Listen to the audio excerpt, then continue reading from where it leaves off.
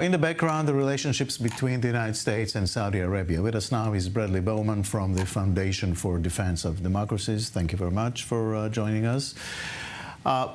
What do the Saudis want in Gaza, in the Red Sea? What's their plan?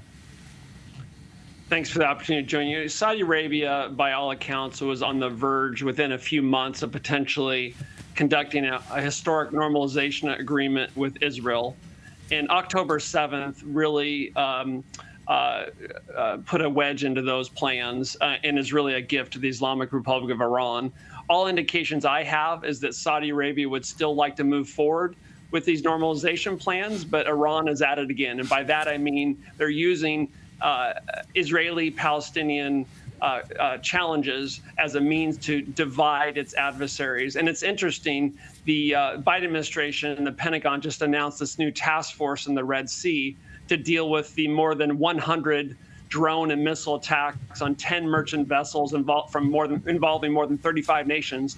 And who's on the list? The only Arab country on the list is Bahrain. Right. Who's absent?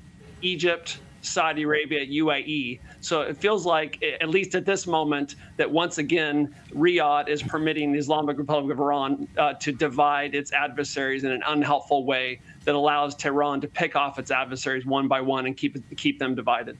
So the Saudis are okay with the Americans doing the dirty job, but they're not going to join.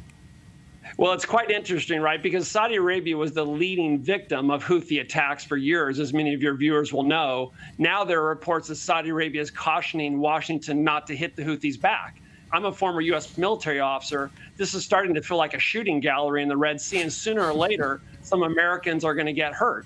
And so I think as a simple force protection measure, we're going to have to hit back at these Houthi launch sites. And if Saudi Arabia doesn't like that, maybe they should pick up that new hotline that they have with Beijing and tell Beijing to tell Tehran and its terror proxy in Yemen to knock it off.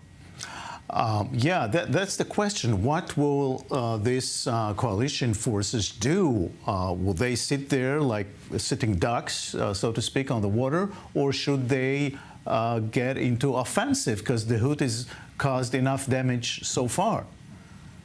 You know, I wrote a piece in Defense News on October 8th saying we should take the combined Task Force 153, this existing U.S.-led task force, which, by the way, Egypt led for more than 6 months earlier this year, and use that to build a broader coalition that includes G7 countries, countries around the world. I mean, this is not a U.S. problem. This is not an Israel problem.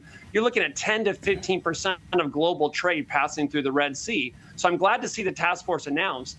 But they need to expand it bigger. They need to protect shipping. And the U.S. is going to have to hit back at these launch sites. And we should also focus on interdicting Iranian weapon smuggling to the Houthis.